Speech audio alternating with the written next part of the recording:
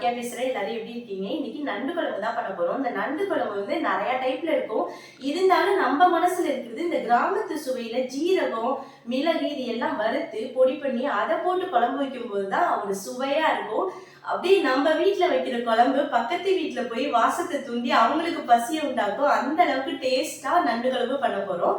வாங்க இந்த நண்டு குழம்பு எப்படி பண்றதுங்கிறத பார்க்கலாம். நண்டு குழம்பு பண்ணுறதுக்கு 1 கிலோ நண்டு வாங்கி க்ளீன் பண்ணி வச்சுருக்கேன்.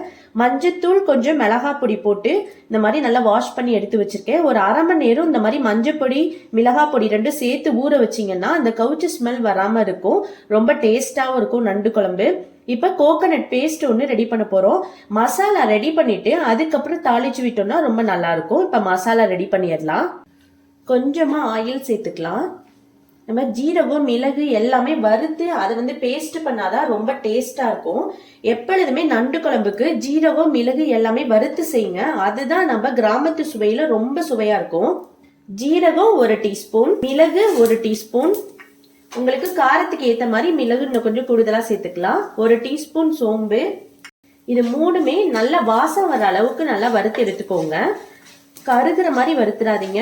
ஜஸ்ட் வந்து அதோட ஸ்மெல் வந்து வெளியில வரணும். அந்த ஜீரகம் சோம்பு மிளகு அப்பதான் வந்து அந்த நண்டு குழம்பு கவுச்ச ஸ்மெல் கம்மியாகவும் இருக்கும், சாப்பிட்றதுக்கு நல்லாவும் இருக்கும். இப்போ நல்லா வாசம் வந்துருச்சு. ஒரு 5 சின்ன வெங்காயம் இந்த மாதிரி 2 கட் பண்ணி வச்சிருக்கேன். இதை அப்படியே சேர்த்துக்கலாம்.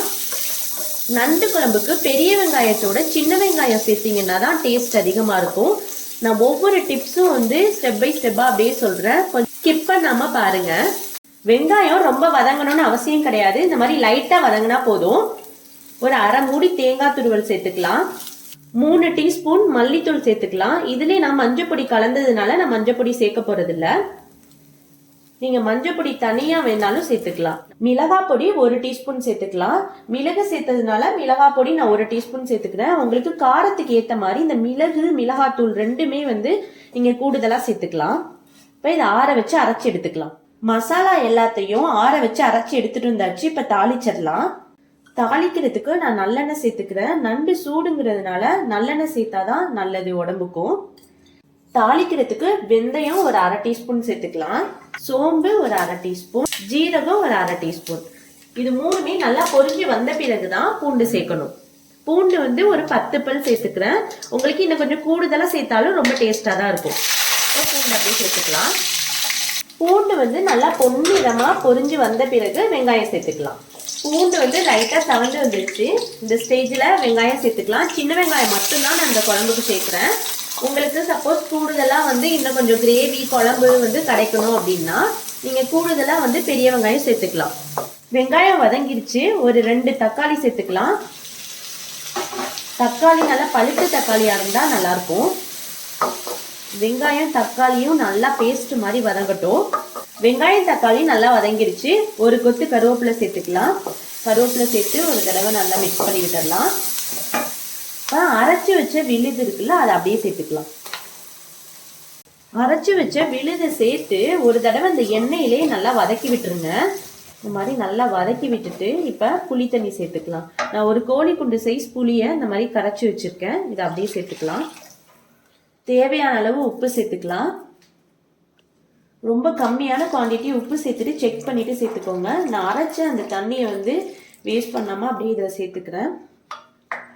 உங்களுக்கு இன்னும் கொஞ்சம் தண்ணியா வேணும் அப்படின்னா நீங்க இன்னும் கொஞ்சம் தண்ணி சேர்த்துக்கலாம். இப்ப நல்லா கொதிச்சு வரட்டும். எண்ணெய் வந்து லைட்டா பிரிஞ்சு வரணும். குழம்புல எண்ணெய் பிரிஞ்சு வந்துருச்சு. இந்த ஸ்டேஜ்ல நண்டு சேர்த்துக்கலாம். நண்டு எல்லாத்தையும் சேர்த்து ஒரு 10 நிமிஷம் மட்டும் குக் பண்ணி எடுத்துக்கலாம். இந்த மாதிரி உள்ளார நல்லா அழுத்தி விட்டுட்டு ஒரு மூடி போட்டு ஒரு 10 நிமிஷம் வேக வச்சு எடுத்துப்போம். நண்டு நல்லா குக் ஆயிடுச்சு. இப்ப கடைசியா கொத்தமல்லி இலையை தூவி இறக்கிடலாம். இந்த நண்டு குழம்பு ட்ரை பண்ணி பாருங்க, ரொம்ப சூப்பரா இருக்கும். நல்ல காரசாரமா சளிக்கு வந்து ஒரு மருந்தா இருக்கும். இது உங்க வீட்டு குழந்தைங்களுக்கு சூப்பா கூட வச்சு கொடுக்கலாம். சூப்பு வேணும்னா நம்ம கமெண்ட் செக்ஷன்ல கேளுங்க, கண்டிப்பா செஞ்சிருவோம். இந்த வீடியோ உங்களுக்கு பிடிச்சிருந்துச்சுன்னா சப்ஸ்கிரைப் பண்ணுங்க, லைக் பண்ணுங்க, மறக்காம உங்க ஃப்ரெண்ட்ஸ் அண்ட் ஃபேமிலிக்கு ஷேர் பண்ணுங்க. தேங்க்யூ ஃபார் வாட்சிங்.